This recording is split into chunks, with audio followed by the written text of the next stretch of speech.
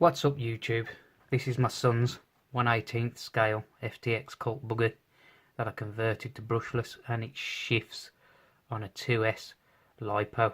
I'm only using 1300 milliamp LiPos, but it lasts for about 20 minutes or so, which ain't too bad. But anyways, this is my next plan with my son's buggy.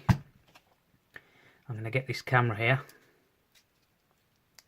that I got off Banggood for £15 with a FTX obviously, and put it on the front of the buggy like so, using this sponge foam whatever bracket, whatever you want to call it, which protects the camera, which comes with the camera, which is pretty good, and attach it to the front like this and turn it into an FPV racer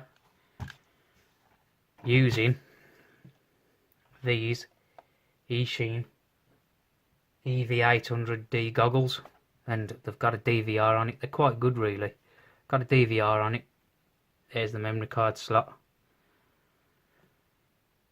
The battery on these goggles ain't the best. They're pretty crap really for the battery, but they're alright for flying your tiny whoop or whatever, you know. But anyways, what I'm planning on doing is taking this receiver plug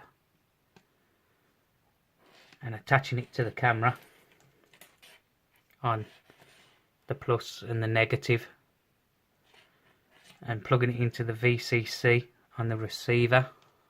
And I've already checked it with the multimeter, and it's coming out at 4.9 volts, and the camera itself has a voltage range from 3.7 to 5.5 volts, so that should power up the camera just fine.